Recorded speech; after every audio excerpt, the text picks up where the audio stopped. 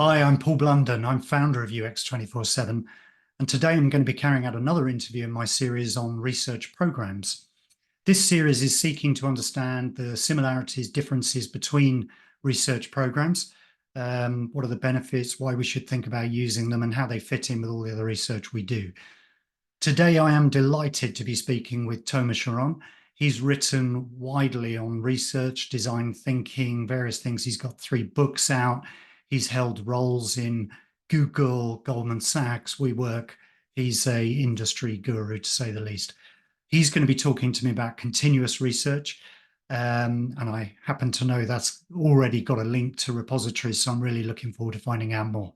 Let's hear what he's got to say. Great. So, hi, Tomer. I suspect for many of our subscribers, you won't need an introduction. And in fact, many of my colleagues were very excited when I told them I was speaking to you this week. But for the minority who don't know who you are, can I ask you to introduce yourself? Hi, Paul. Thank you for having me. I'm Tomer Sharon. I am based in New Jersey, USA. And I've been let's call it a UX guy for many, many years, mostly focusing on research. Main kind of highlights are 3 books I published. I'm not going to go over them now, but 3 books I published. And work-wise, I guess the most interesting ones are researcher at Google, mostly focused on Google search, and within search, mostly on sports search results. And then head of UX at WeWork and head of user research and metrics at Goldman Sachs. Good stuff. So you are what I would class as a proper industry veteran. So really pleased to be talking to you. And I could see, looking at your background, you've been in research obviously a long time. How did you get into it? What sort of inspired you to get involved? Oof, we go a long way back. So we use none of these words, research and UX, at the time. I just had a feeling at the company I worked for at the time that we need to start having people who use the thing use it and see what happens. Started kind of self-educating myself about it. Then I became a designer, pretty bad one, nobody hears. And then at some point, I think it was before Google, I realized that I needed to make a choice because I was happy with kind of being both. And then I needed to make a choice. So deep look in the mirror, maybe, I don't know if it's decide, but feel that research is more for me than design. And that's it. From that point on, it was all research. Well, I think we're all very happy you made that choice because certainly the books you've written and the papers are a real library of intelligence for all of us. So this interview series is about getting to grips with different research programs. And I was so delighted when you agreed to speak to me because among many other things, you are the brains behind continuous research. And it was something I've read about, but I'd really be interested to have you tell me, what is it Yeah. and what problem does it solve? So first, I'll say what it is as I kind of thought about it at first. It's fast-paced research that's open-ended in nature. It's not dedicated to a specific topic, doesn't have any requests behind it from the team or research questions. It's just research that happens all the time. And maybe I should say a few more things about it because people might ask, okay, what's the difference between the research we know and what you're talking about? So in kind of traditional research or research study or traditional research study, I would say, or as I call it, a dedicated study because it's dedicated to a very specific topic. There are steps a researcher must take, it needs to start with, initiated by, either conversation, questions from the team, request, whatever it is. You need to plan it. You need to find participants. You need to schedule with them. You try and make that as kind of in a a small amount of time as possible, that you, let's say, interview these people, and then you come up with a, analysis, a report, and share it with the team and so on. With continuous research, you you still do those things, but you skip a few steps and you change completely the way it's done. If a dedicated study is going to happen within 3 weeks, continuous research happens all the time. So you might interview a person or a user once a day, and then you'll just do that every day, let's say. And let's say for 15 minutes, you interview a user every day. And then you can ask them the same questions, and over time you have an answer, a body of answers to that same question, which might be a big question, important question, but the questions are very open-ended. I think I need an example because I feel it's too vague. So I'll say how I'll give an example of how we started it at WeWork at the time. We had uh, people join WeWork as members, as they were called, and they could leave anytime they wanted. But when they wanted to leave, they would initiate that by filling in an online form. Hey, WeWork, we want to leave, and so on and so forth. We're out.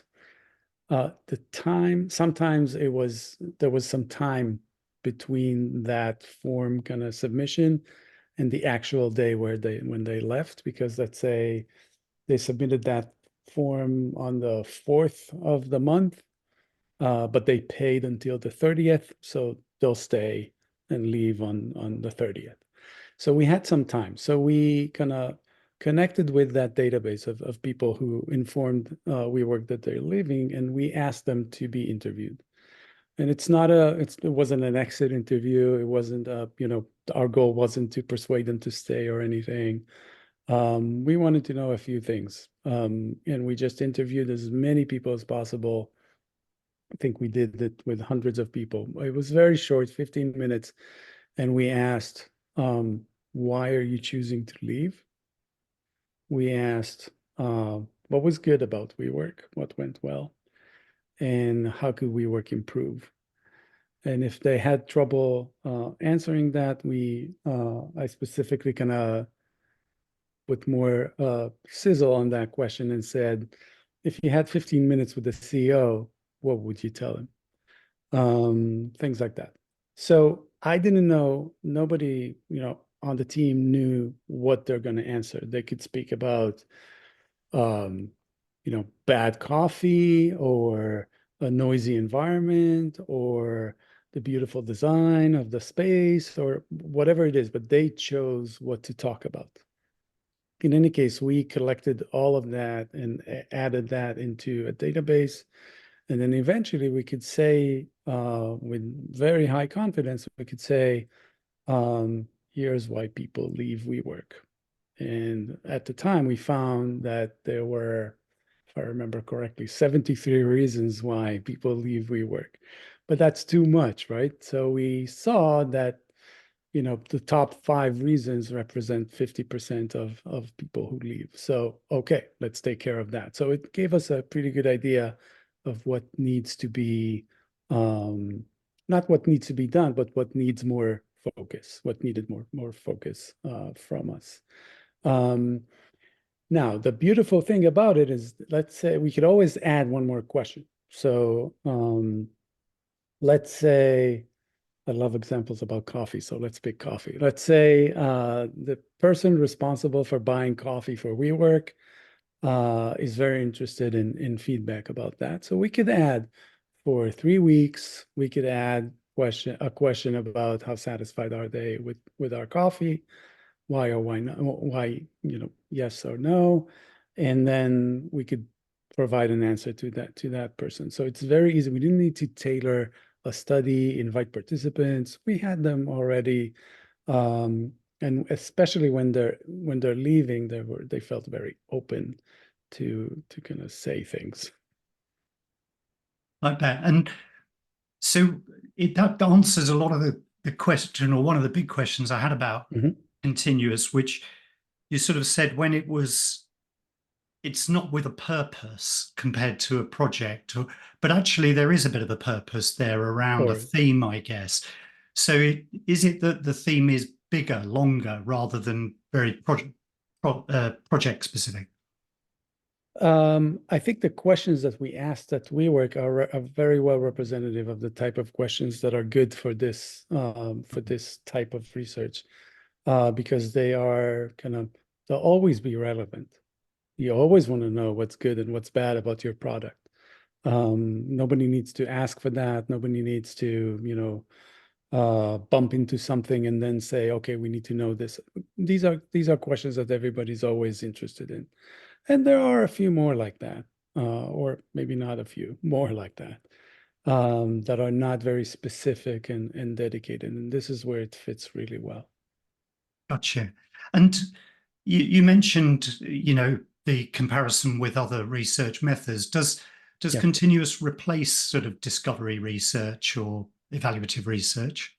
Um, no, I don't think so. And that was not the intent. And even back then, we didn't stop any, if we needed to do a dedicated study, which was obviously more than one question that you add to this continuous effort, then there was definitely room for it. So it doesn't replace it, but I think it provides um, another arm, another tool for getting sometimes quick feedback with those questions that we added, and an overall look about a specific topic that you're interested, not specific, a topic that you're interested in, which might be, as I gave in the example, what's good or what's bad about our product. Gotcha. Okay. And in the one of the articles I read that you'd written, you talk about the project versus product mindset. Could you share a bit more about that? Um, when you have a project with a kind of start and end point, then dedicated research is probably mostly suitable for that. And when you talk about a product, it's almost like the difference between working in an agency and working in a product company. When you work on a project or in an agency, and I'm not saying good, bad, I'm just saying the difference, there's a difference. Um, you come in, you gonna put a even if you will a magnifying glass on something, and you leave.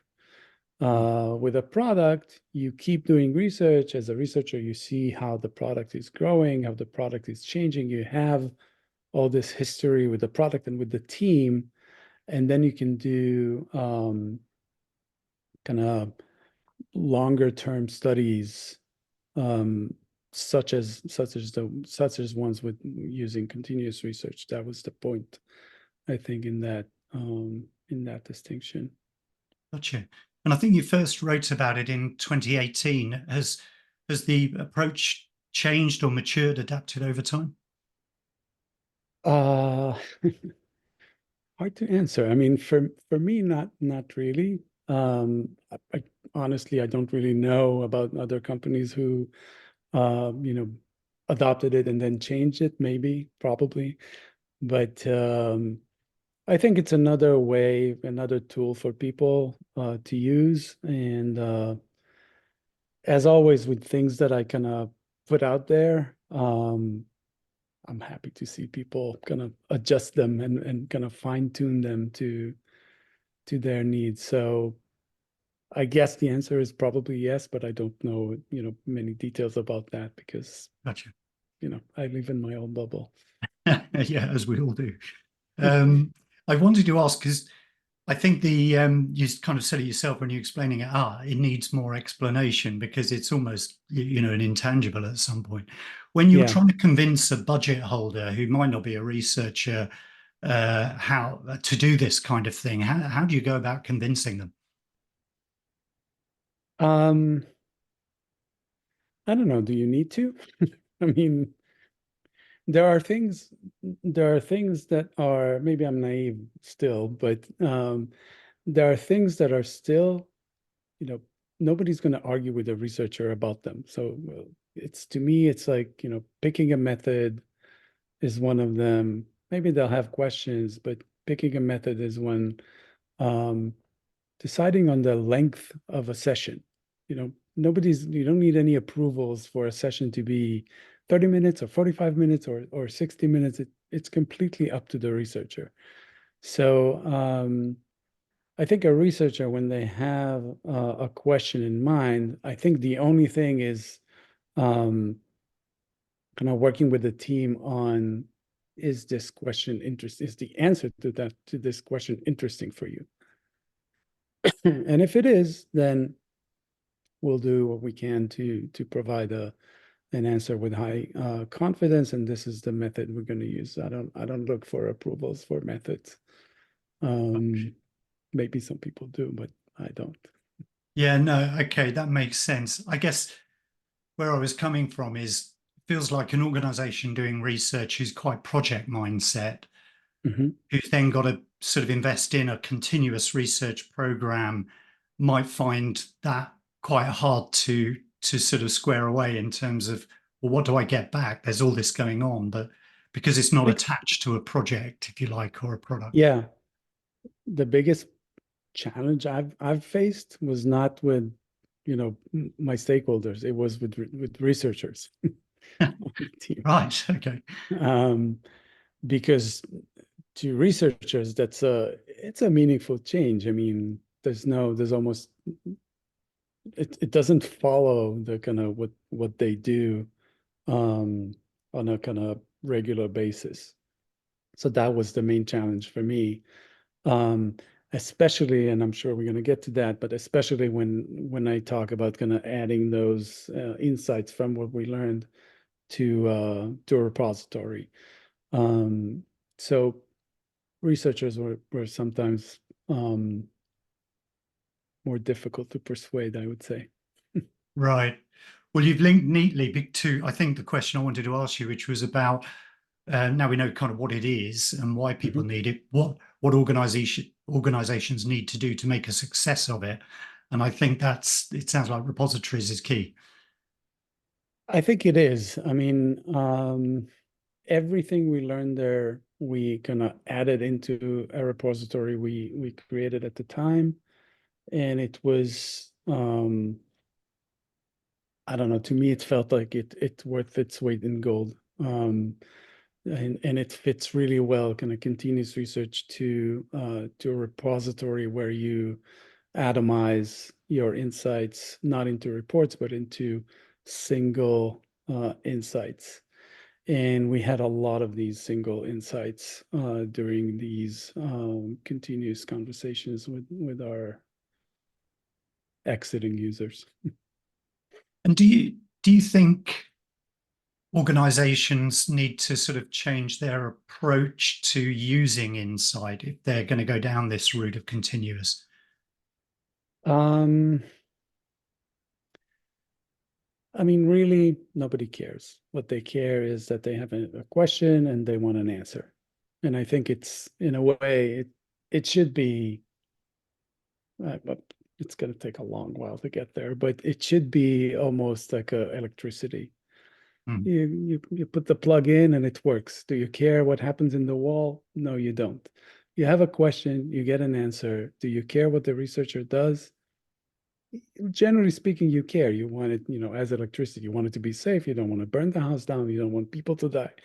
That's all true, but the same is with research. You don't want it to cost $1 million. You don't want it to, take 1 million years and so on. But generally speaking, nobody really cares about the details of what you do. People have questions, have knowledge gaps, and research is supposed to fill them with answers that help them either be more confident in what they do or a lot less, and but also kind of paint the way towards kind of what would make it better.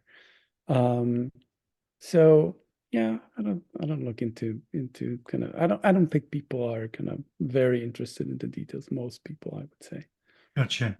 And I suppose hearing you talk about it, whether it's continuous research or any other research method, if you've got a repository and it's set up correctly and you're atomizing the insight and turning it into nuggets you can act on, then if culturally the organization is getting used to using the repository to go and answer its questions, kind of continuous doesn't make a difference. Would that be right? I think continuous research feeds that repository with a lot of insights. And that's that's becoming very useful once people try to retrieve kind of knowledge from the repository. So I always like to say that our repository was only useful once it had 1,000 insights or nuggets. And as we did more and more of that, I think when I left WeWork, we had 10,000 nuggets in the repository. What happens then is that it saves your research. You have the repository in a way is hiding answers to questions that you have that otherwise you would run a dedicated study for. And it happened to us many times when we somebody asked for research and we said, well, let's look at the database first, blah, blah, blah, blah, blah. Boom, we had an answer. So because the problem with the other option, and when I say repository, I mean a repository that is kind of using nuggets, not a repository of reports. When you had reports, as a researcher, you make a choice sometimes what to include in the report and what not to include.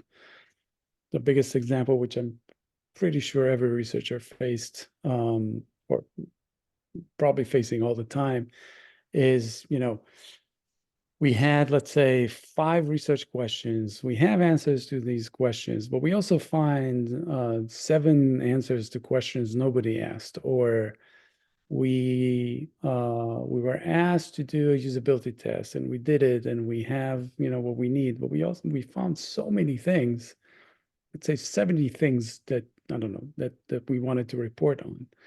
But that your team's attention span is not too big, and probably they should focus on these 10 things. It's a matter of approach. Some people would say report everything. When they have time, they'll fix everything. Some people say if you report everything, they always choose to fix the things on the bottom of the list because it's easy. And then we solved 40 problems, but they didn't solve the top 5 ones and so on. So it's a matter of approach, but sometimes researchers are facing a decision what to include in the report. And sometimes they don't include a lot of things. And with the repository, or with this kind of different approach of treating what you find as nuggets, as single insights, it makes you, be open, not open, it gives you access to all of these almost lost findings that maybe when you ran the study, you weren't really interested in, but in the future, somebody can ask, if you didn't run a study about coffee, somebody might ask, what do we know about coffee? Are people, do people have any feedback about coffee?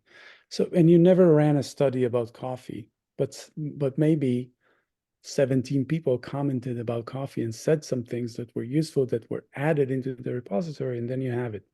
You have your answer, or most of your answer, or whatever it is that you needed. That's the beauty of kind of nuggetizing everything, because it might become very useful in the future, and it happened to us many times.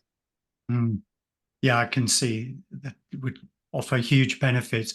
I think that's probably at the heart of my question about culture, because if an organization's not used to consuming research in that way, then perhaps as well that's the investment case for continuous if you're trying to push it. But no, this is where we had a lot of challenges, I would say. Kind of, we wanted people in the organization to use the repository on their own without us.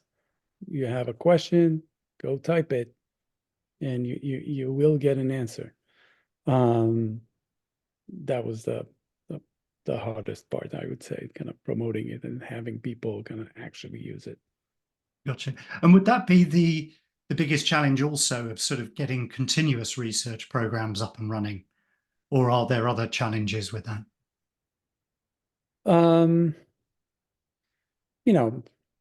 If you have a research team and there are researchers there and they're running these studies, not these dedicated studies, traditional research all the time. When you introduce this, you're adding more to their plate. And it's something that is always there. So it's almost like shifts. Okay, who's interviewing today? Who's interviewing tomorrow? So it adds some kind of logistics to it. Because as we said before, it's not really replacing anything else. But once people understand, and mostly when they see the benefit of it, then they're happy to do it. Okay, understood. Cool. You mentioned as well, I mean, you've given a really good example with WeWork, but I wonder if there were any other examples of where you sort of put in continuous research and what the outcomes were achieved that might help people sort of think, yeah, this is for them. This is for them. What do you mean? But For in the terms of a organization? program and approach, yeah, for their Yeah. business. Yeah, I also had a startup up until a year ago, and we applied it there as well with our kind of end users. We had kind of three types of users, but with our end users. So yeah, we wanted to hear from them. Basically, same questions as with WeWork, but completely different topic. That was also again, we just repeated it day in day out, and eventually, you know, stuff started almost like popping up in the database. It was very clear that we had some insights there that were hidden, things that we missed, and things that we could only get an answer because we had them in the repository and after implementing continuous research, and it seemed like it was relevant. So it's not just for big companies. It's not just for small companies. I think it's a matter of, having a product out there. So it's not for, it could be either in a big company or a small one or a startup that there are periods of time that you don't have a product yet, or you're working on something but you don't have users yet. So I think that's less kind of fitting.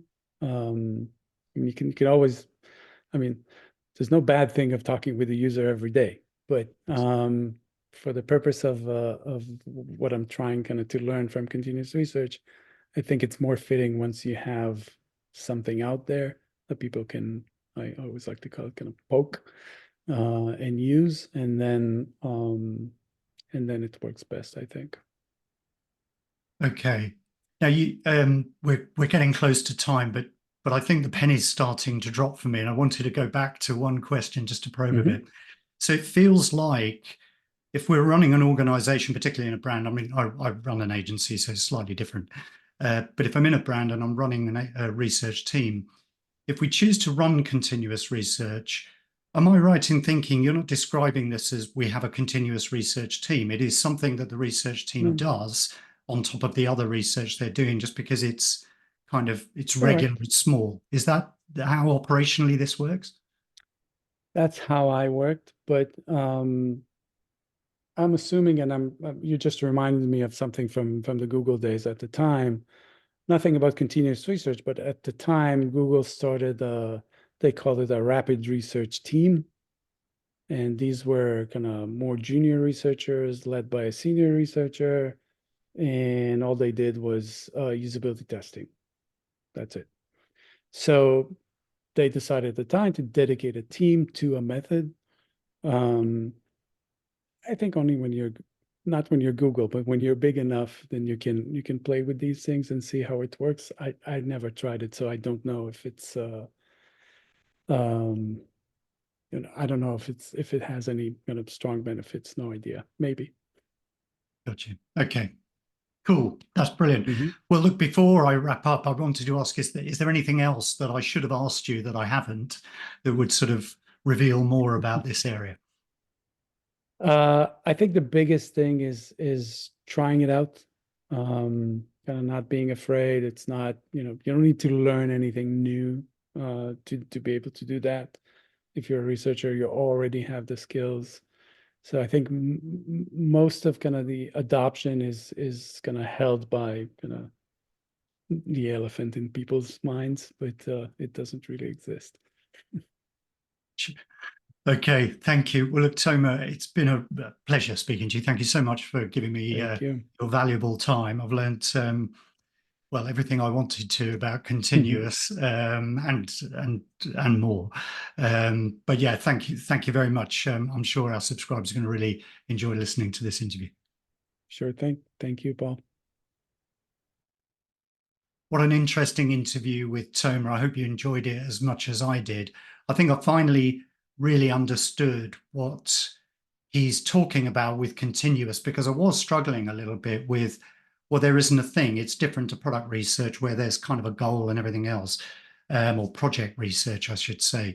But actually there is a thing. It's a bigger thing, and it's answering these questions over time. And clearly, if you've got a decent repository set up and you're using atomized research and nuggets, and you've got a culture where you can go looking for answers rather than asking for research to be done, it can be hugely valuable and actually a massive cost saving. Yeah, anyway, fascinating. So much to think about. I'm sure you are feeling the same. Anyway, if you want to learn more about this kind of thing, obviously, I'm sure Tomer would answer your questions or search him online. But if you want to get involved in any of these sort of program discussions, please give me a shout. My name's Paul Blunden. I'm founder of UX247. You can find me on LinkedIn, message me there by all means. Otherwise, email our website. That's hello@ux247.com. And of course, subscribe to this channel and there'll be more interviews coming along soon. Thanks so much for watching.